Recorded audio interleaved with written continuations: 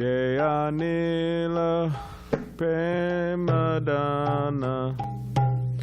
Karuna Pracho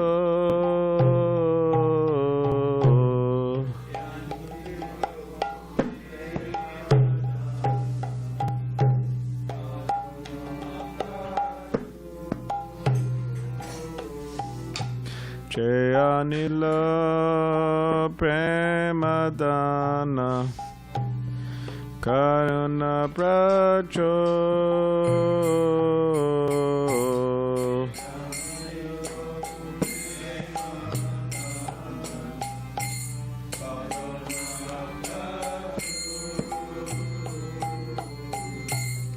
Heno Prabhu Kotagela Acharya Thakur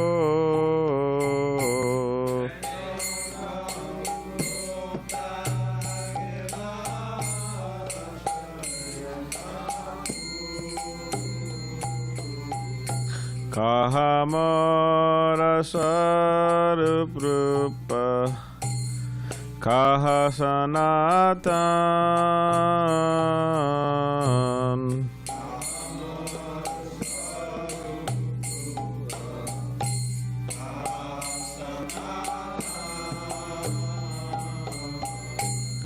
Kahadasa Raghunata Patita Pavan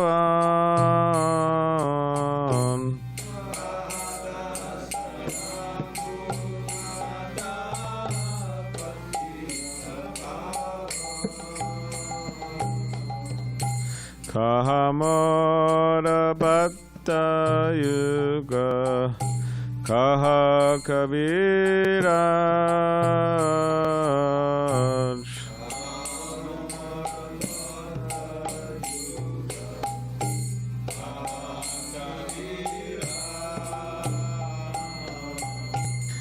Eka Kale Kota Gela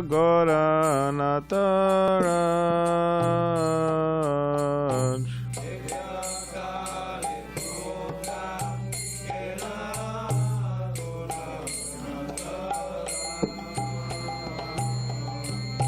Pashane Gativa Mata Annale Pashiba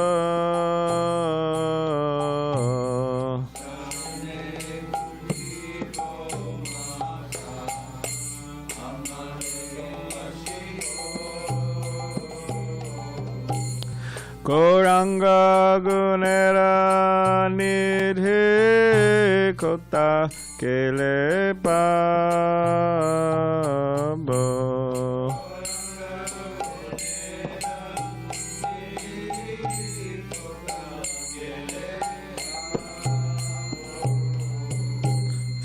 Sava Sangira Sange Ekala Vilas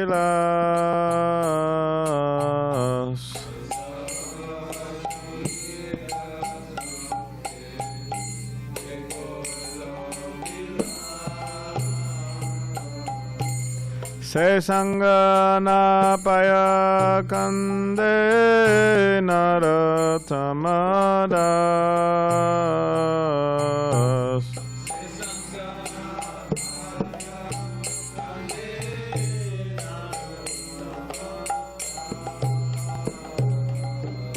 Yeyanila Premadana Karuna Pracho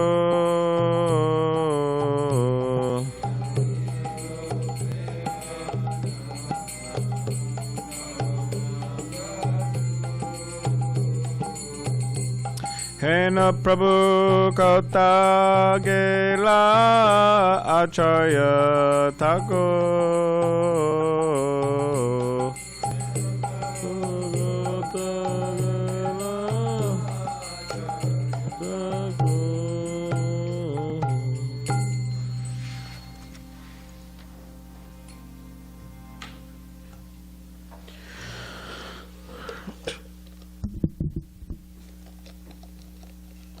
Translation. He who brought the treasure of divine love and who was filled with compassion and mercy, where has such a personality as Srinivasa Acharya gone? Where are my Srup Damodar and Rupa Goswami? Where is Sanatan? Where is Raghunath Das, the savior of the fallen? Where are my Raghunath Bhatta and Gopal Bhatta? And where is Krishna Das Kaviraj? Where did Lord Gauranga, the great dancer, suddenly go? I will smash my head against a rock and enter into fire. Where will I find Lord Gauranga, the reservoir of all wonderful qualities? Being unable to obtain the association of Lord Gauranga and accompanied by all of these devotees in whose association he performed his pastimes, Narottam Das simply weeps.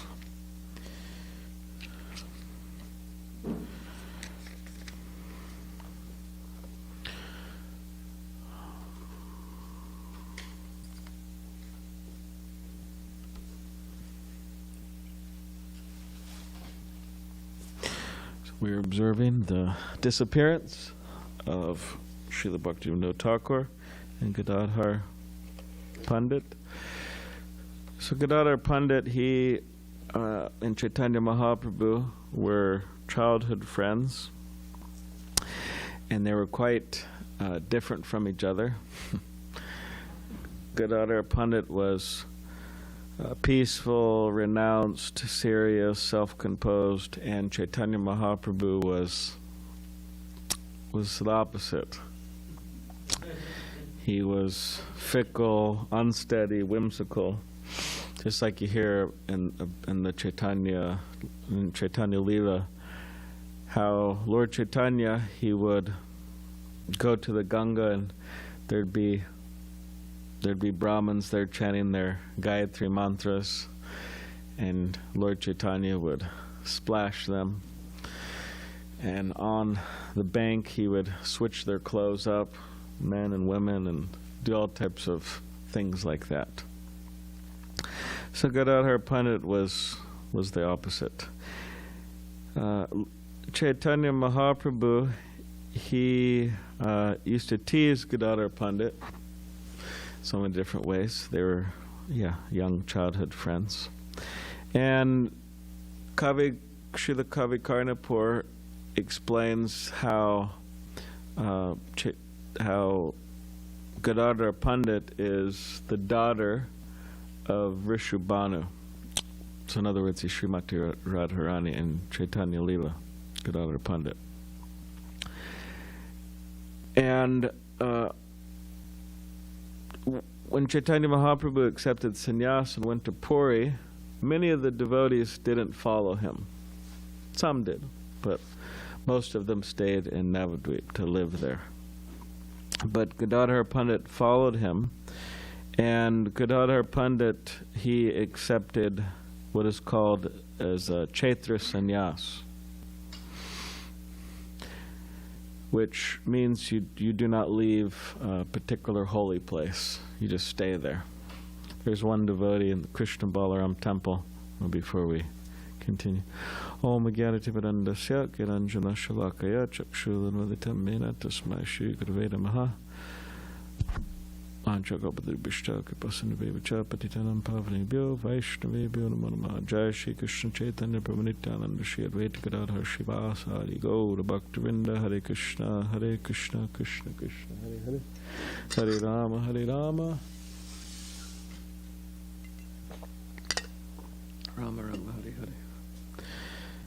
There's one devotee, Krishna Balaram Mandir, a disciple of Srila Prabhupada, and he didn't formally accept Chaitra sannyas, but practically he did. And he brought it to quite a austere level, in a sense, that he wouldn't even go to the holy places there in Vrindavan. He wouldn't go to Govardhan or Radhakund or even other temples. He just stayed in the Krishna Balaram compound. It's quite, and for many that's like inconceivable how he'd do that. But he was cooking for Radha Shyamasundar and serving them in different ways. So, Chaitra sannyas, sometimes devotees do that later on in their life. In other words, they stop traveling. They may not formally take Chaitra sannyas, but in a sense they do. But Gadadhar Pandit, he did that, and he was in Jagannath Puri. So when Chaitanya Mahaprabhu was going to travel, I believe he was going to, where was he going? Does anyone remember? He was going to one place, and Gadadhar Pandit, he went to follow him. And Chaitanya Mahaprabhu said, "You accepted Chaitra sannyas. How can you follow me? This is breaking your regulative principles as a sannyasi." And eventually he convinced Gadadhar Pandit to go back. And specifically while he was there in Jagannath Puri, he was serving Tota Gopinath. Has anyone seen that deity? No? Okay. All right. Well, he should go. Jagannath Puri. In Jagannath Puri, right across Srila Bhaktisiddhanta Saraswati Thakur, he established a Gaudiya Math there, still there. And this is a place nearby where Chaitanya Mahaprabhu, he would see the dunes, sand dunes, and he would, in his ecstasy, think they were Govardhan Hill. So right across from the Gaudiya Math there, in Puri, there's a Tota Gopinath temple, beautiful deity of Krishna. On one altar there's also Balaram there, Lord Balaram. So he was serving that deity, Tota Gopinath, with great love and devotion, and he was also reciting the Srimad Bhagavatam every day for the pleasure of Chaitanya Mahaprabhu. And it said that Chaitanya Mahaprabhu, he would especially love to relish the pastime of Dhruva Maharaj over and over and over again. So eventually Lord Chaitanya, he wound up his pastimes, and Gadadhar Pandit, although he was relatively young, or in many ways young, 48, it says that his body became very old quickly. And then eventually he wound up his pastimes. And it is said, and some question it, but anyways, it is said, the only person I've heard question it is His Holiness Shivaram Swami, and I forgot exactly what he said, but he gave some reason why he questions it. But a lot of the times, if you read about Gadadhar Pandit and his biographies, it says that he became old quickly because Chaitanya Mahaprabhu's left. He was at that separation, and he became so old that he had a hard time putting the garland around Tota Gopinath. So Tota Gopinath sat down, and it is said that this is only sitting deity of Krishna. There's other ones laying, like you have Krishna, but Srirangam laying Vishnu. So yeah, Tota Gopinath is there in Puri, so we could all go see him. I visited there a few times. We would go to Puri when we would go to Mayapur and Vrindavan, and I went there with Tirtha Maharaj. We led kirtan there. It was nice.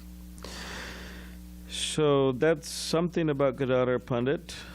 For more information, you could read in the Chaitanya Bhagavat, you could read in the Chaitanya Charitamrita. But yeah, we could pray to him to infuse us with some taste for the holy name of Krishna, infuse us with the power to spread the glories of Krishna.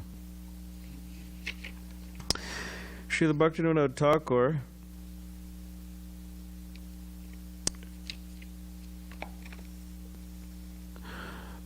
resurrected Gaudiya Vaishnavism from a deplorable state. Now, of course, Gaudiya Vaishnavism, the essence of it, or it cannot be contaminated, but it was covered. It was covered by so many different groups. Specifically, there's there's described to be 13 groups. the owls, the bows, the sucky bakis, the chudadaris, so many different groups. And each of these groups has their own unique deviation.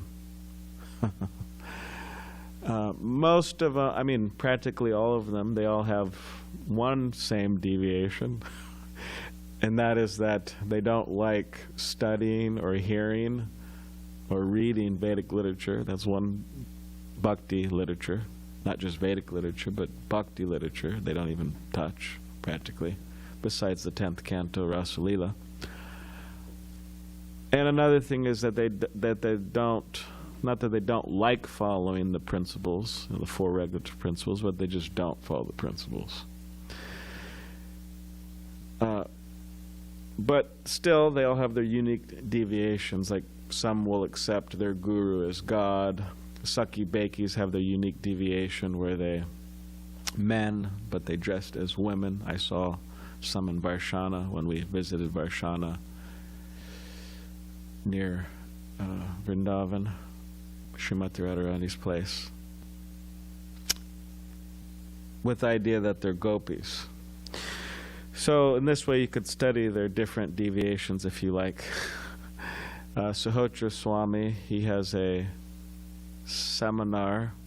You could look it up, vihe.com, Vrindavan Institute for Higher Education. He has a whole seminar on the different apasampradayas, what their deviations are. And I think he also describes how they can enter into our practice of Krishna consciousness. So when people thought about Gaudiya Vaishnavism, they thought, oh, these people are a bunch of just low class, low life, parasites, there's beggars. And at the time there were a few sincere Babajis chanting Hare Krishna, some householders, sincere householders. But in terms of a movement, in terms of even a movement within India, practically wasn't there. And people looked at Vaishnavism as inauthentic tradition. And it was so bad that that Srila Bhaktivinoda Thakura, he couldn't even find a Chaitanya Charitamrita. Just imagine, we have so many Chaitanya Charitamritas laying around. We have so many boxes of Chaitanya Charitamritas waiting to be distributed in the BBT warehouse or in our book room or upstairs waiting to be read. But he couldn't even find one. So you can imagine the state of the world, right? It sounds terrible. You can't find a Chaitanya Charitamrita. So he eventually, through his hard work of translating certain books, writing commentaries on certain books, it is said he's written over 100 books. He wrote so many songs, beautiful songs that we sing, that devotees sing all over the world. So he brought back to life Gaudiya Vaishnavism and established it in its pure form. And you could imagine, I mean, if people read about Krishna's pastimes, conjugal pastimes, the Srimad Bhagavatam deals with them to a degree. There are some details there, but there's not as many details as you would find in certain writings of the Goswamis, for example, like Krishna Das Kaviraj Goswami or other persons, devotees. And just reading those or hearing about those without understanding Krishna's position to be the Supreme Personality of Godhead, and even people who accept Krishna as the Supreme Personality of Godhead, they may have a hard time. What to speak of a materialist, they become completely bewildered. And so in this way they were just focusing on all of these conjugal pastimes of Krishna and just being debauchees. yeah, just debauchees, just full-on debauchees. So Srila Bhaktivinoda Thakura, he reestablished things in the proper way.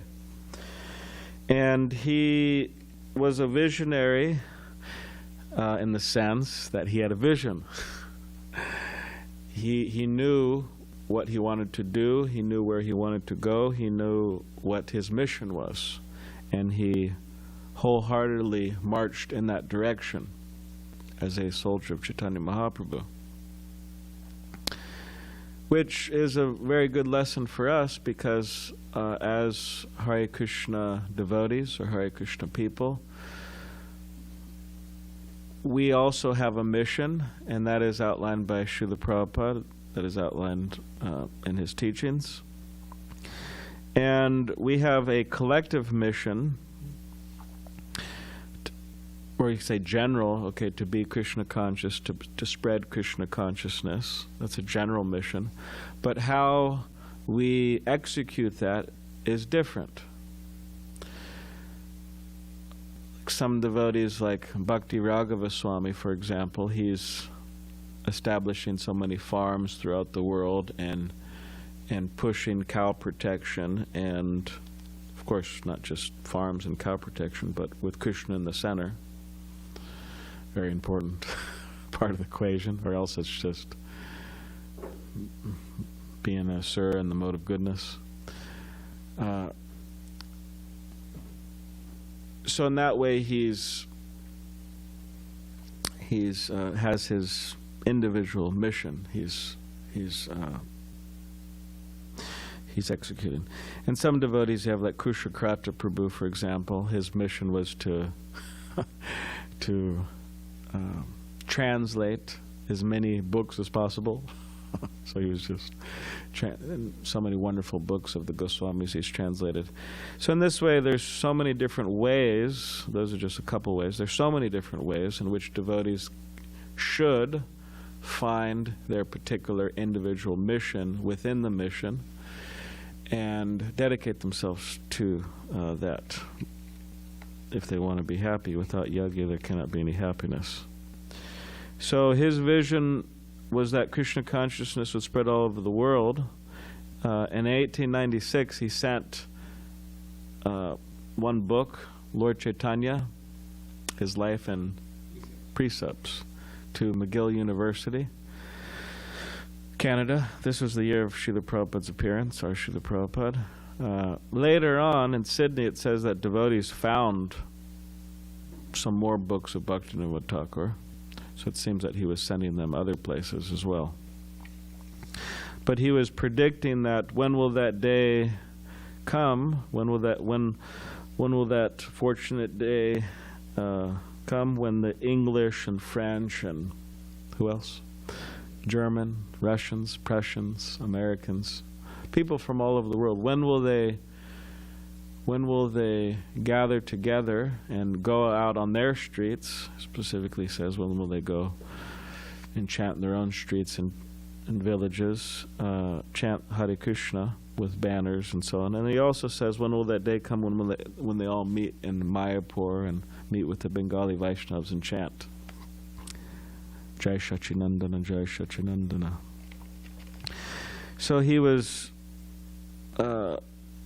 hoping and desiring that and predicting that would happen, that a great personality would come and spread Krishna consciousness throughout the world. And he built his house, or he had his house, you could visit there. Where is it? Sukodruma Dweep. Yeah. So he was there, and he'd be walking on his balcony, and across from the Jalangi, he said that it's described that he had a vision of a temple called Adbhuta Mandir, and how this temple would be such a magnificent temple, such a great temple, that it would attract people from all over the world. This also describes Nityananda Prabhu had a similar vision in the Navadvip Mahatmya. It's described. So, of course, devotees, what do they think of? Yeah, TOVP, they think about that.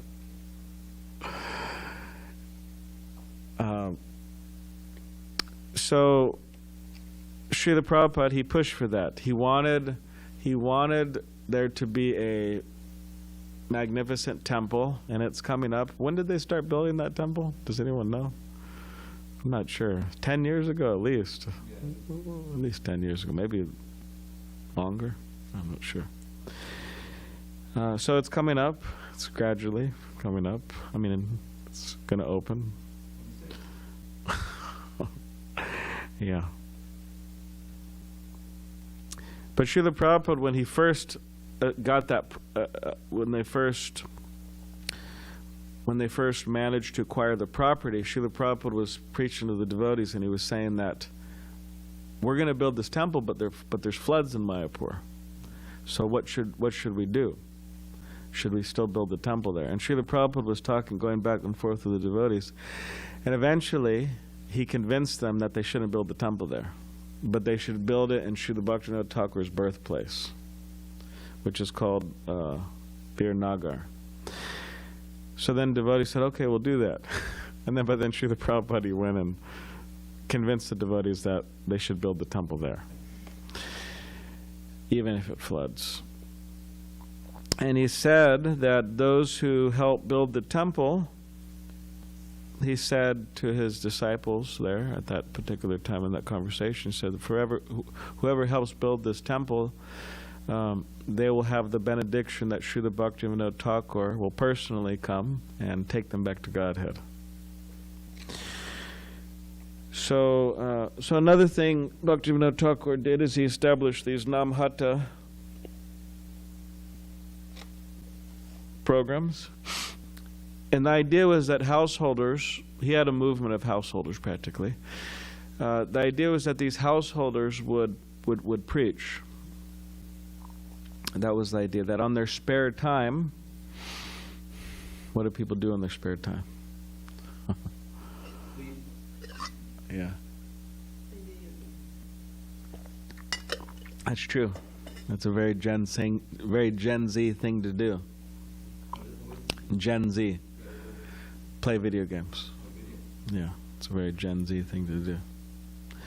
Even up into their late. Yeah, but I think Gen Z is more, they accept it as a wonderful thing to do even late into your life.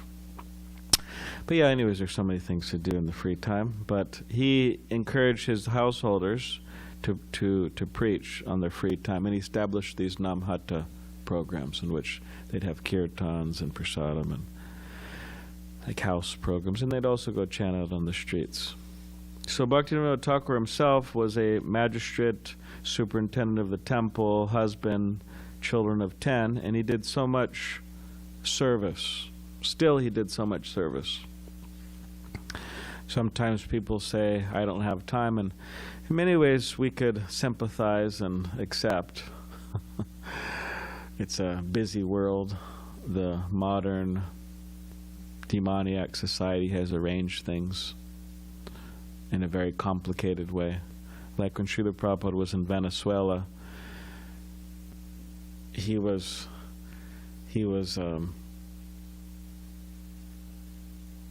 walking on one side of the, or anyways, he was walking near a park, and there was a freeway, and there was cars rushing one direction and then cars rushing the other direction. And then Srila Prabhupada said, what are they rushing for? And then the devotee said, oh, well, they're going to work. And Srila Prabhupada said, they're rushing so they could get some money, so they could eat, they could sleep, they could have their family life or whatever. And they're just neglecting their spiritual goals of life. And then Srila Prabhupada said, we should tell these people, the people who are rushing this way, we should tell them that they should work over here so they don't have to rush. And the people who are rushing this way, we should tell them that you should work over here. But they have to rush dirt and I mean,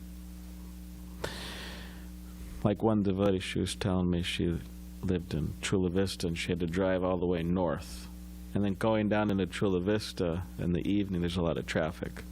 Maybe none of you do that, but I don't think anybody here does that. You don't need to, but there's a lot of traffic going like an hour or more.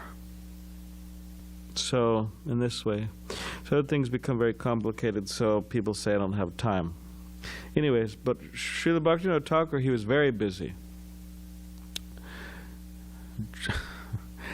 10 children, I mean. Oh, excuse me. I'm reading the wrong biography. 13 children. So magistrate, she's very busy, but still he managed to do so much service for Lord Chaitanya. And one of the things that he really focused on was writing books. He wrote many wonderful books. One of the books he wrote was Harinam Chintamani, and Harinam Chintamani is a book outlining the different offenses to the holy names. So he describes them and then he gives a remedy for them. And one of the offenses to the holy name, as we all know, we say every day, is sadhu ninda, or to blaspheme a devotee or offend a devotee. So then the question is, he explains, what is a devotee or what is a sadhu? So sadhu, the essence of a sadhu is that they're dedicated to Krishna within the 26 qualities of a devotee. What's the quality? Completely, what is it? Yeah, surrendered to Krishna, or taken shelter of Krishna. So that's the most important quality. Even if someone may have the other qualities or supposedly have the other qualities, if they're lacking that quality, then it doesn't matter. The most important is that quality. So considering that, there's many reasons to criticize a Vaishnava. Or we may find many reasons to criticize a Vaishnava. It's not, that's the nature of the mind, right? The mind, the taster of mundane rasa. Whether it's criticizing oneself or criticizing others or whatever it is, anything to not focus on Krishna. But he describes reasons he describes reasons that we should not. What am I trying to say?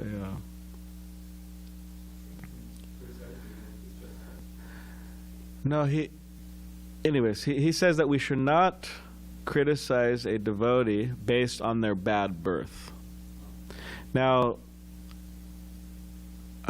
of course, Rupa Goswami explains that as well, that to judge a Vaishnava on a material basis is an offense due to their being born in this country or that country, or this family or that family. Seeing a Vaishnava in a material way, materialistic way, or on the bodily concept of life, we see Vaishnavas. We shouldn't do that.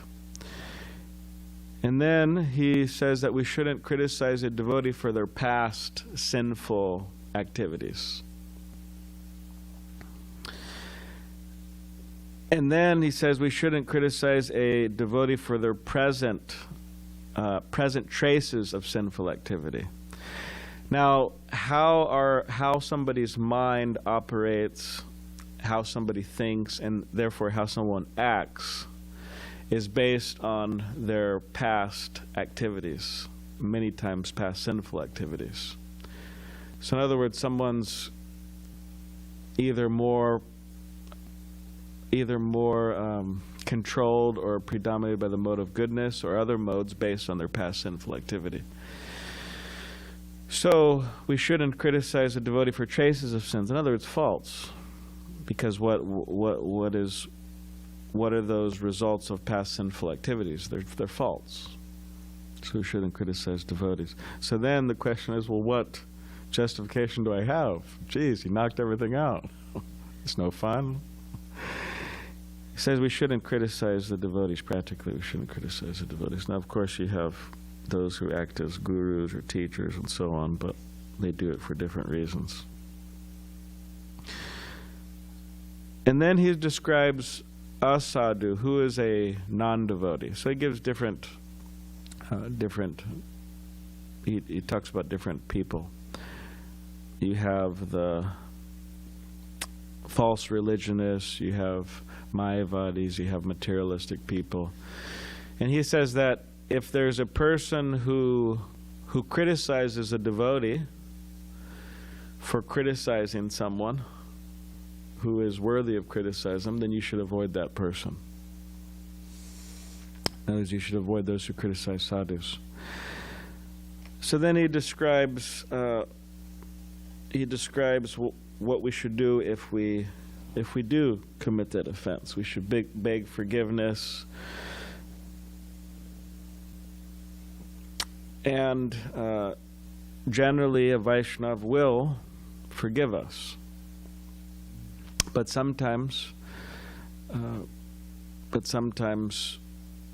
maybe that Vaishnava will see that we haven't understood what we've done, nor do we have real repentance, nor are we trying to better ourselves. So why should there be automatic forgiveness? And positively, he explains that instead of criticizing Vaishnavas, we should glorify them, appreciate them, praise them,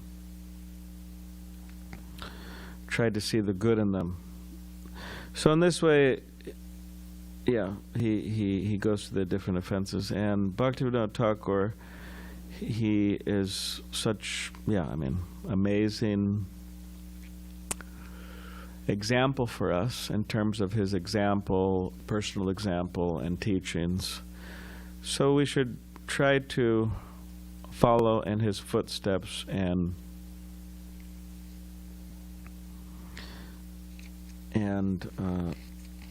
serve him and pray to him. So yeah, we're celebrating his disappearance day today. So all glories to Srila Bhaktivinoda Thakura. Does anybody have any question or comment? Yes. I'm going to research this, but I did look up in Wikipedia.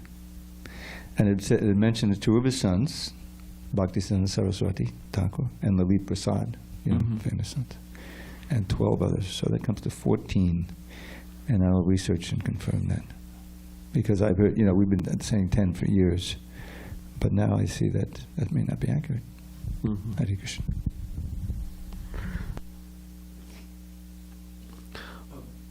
I don't know if this Vaibhava book for Bhaktivedanta Swami lists that, because he did quite a lot of research for that book. I'm not sure. I would think, though. And I would trust his book.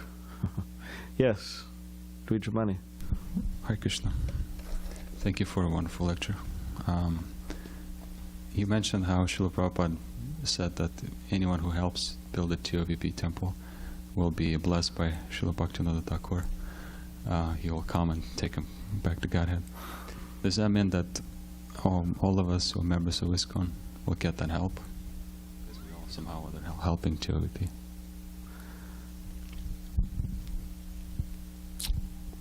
Well, what do you want me to say? Yes? No? Maybe? It seemed that Srila Prabhupada was, at least in that conversation, he was saying whoever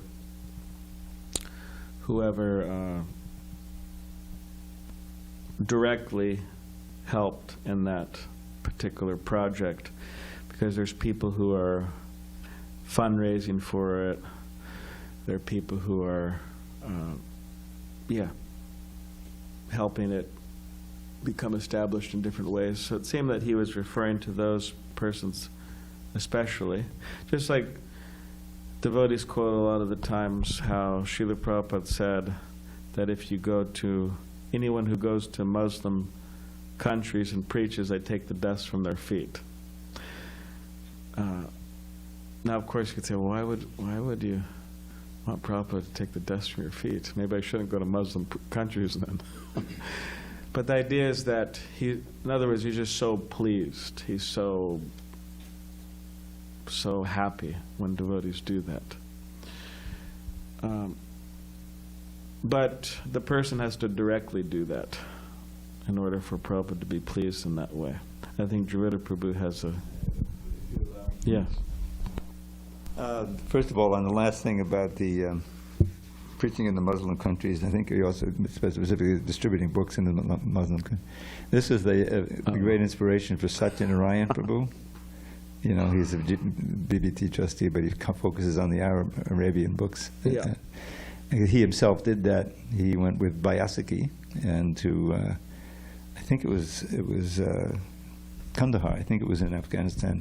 And they returned, and probably they told him what they did. They distributed X number of books there, and probably, and he made that comment. So that inspired them. Now, as far as helping, maybe those who distribute books or anyone else here doesn't realize just how much Lakshmi, the North American BBT, contributes to these projects, whether it was the Bombay building or the Vrindavan temple, or especially now the TOVP. Hundreds of thousands of dollars every year. In fact, it's the biggest contributor, even among temples in India. And so anyone who's going out and distributing books, and that, of course you have to be buying the books, that's certainly recognized as contributing to the TOVP. Very good. Among so many other things. So you don't have to worry about that. There you go. You don't have to go. Were you just saying that people giving the money to the book distributor are directly helping an effort being taken back to Godhead personally? I was talking about the book distributors. Expanding on yeah. At what point you could stop? They're getting mercy too, but I don't know if it says that. And it's like, well, does every book distribute? How long do you have to distribute books for? 10 years, 20 years, 50 years. Say Brigupati Prabhu, right? Yes, you had another. What about those who inspire book distribution? They also.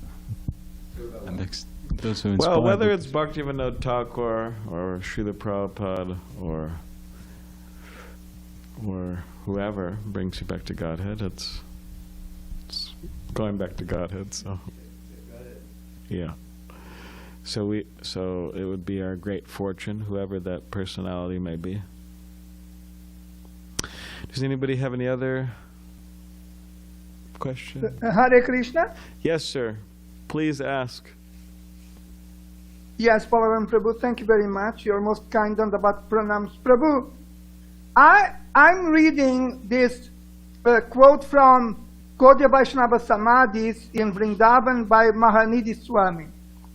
And the quote goes as follows. And this is a declaration of Srila Bhaktivinoda Thakura. Quote, just become absorbed. Quote, give up wife, sons, friends, wealth, followers, speculative knowledge, all materialistic actions. Just become absorbed in the sweetness of serving the lotus feet of Srimati Radharani. This is Bhaktivinoda's solemn declaration, unquote. So based on this quote, my question is, what is the practical application in our lives as devotees we are trying to be, at least I am trying to be, of this of Bhaktivinoda Thakur saying, absorb yourself in the sweetness of serving the lotus feet of Srimati Radharani. In other words, what should we do? What is the practical action?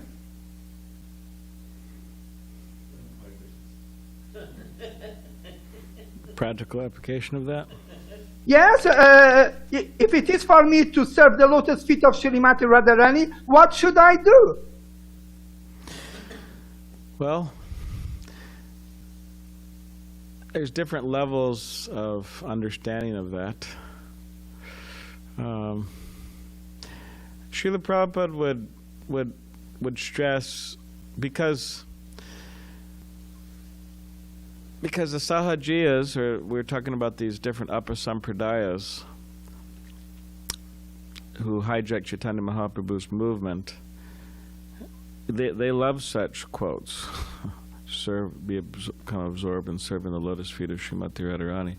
Now, of course, the real Vaishnavas, the real devotees, they also love such statements. But the difference is that the followers of disciplic succession of the acharyas who have established the real process, they do things very carefully and gradually and systematically. First, they follow sadhana bhakti, which and gradually they progress to higher levels, as outlined by Rupa Goswami in his Bhakti Rasamrita Sindhu, or as Srila Prabhupada outlines it as Nectar of Devotion. So when we talk about Srimati Radharani or Krishna, we have to be very careful, because it's not a cheap thing to have the service of Srimati Radharani's lotus feet. Not a cheap thing at all. So practically we have to first, if we want to approach Radha Krishna, Srila Prabhupada said this in Los Angeles, which is the goal, or Srila Prabhupada said we entered Krishna's dancing party, Radha Krishna's dancing party, then we have to get the mercy of Chaitanya Mahaprabhu. If you want to get the mercy of Chaitanya Mahaprabhu, you have to get the mercy of Nityananda, and if you want to get the mercy of Nityananda, you have to approach people like Jagai and Madai. In other words, try to give Krishna consciousness to others. There's plenty of Jagai and Madais in Portugal, all over the world, no lack. So, but simultaneously, while we are engaged externally in giving Krishna consciousness to others, trying to help them become Krishna conscious, we have our own chanting of Hare Krishna that we're trying to perfect by giving up the offenses. We have our own meditation on Krishna's pastimes that we're trying to focus our mind on. So that's what I would say is the most important thing to do, to try to give Krishna consciousness to others, and simultaneously try to focus on the pastimes of Krishna and giving up the 10 offenses.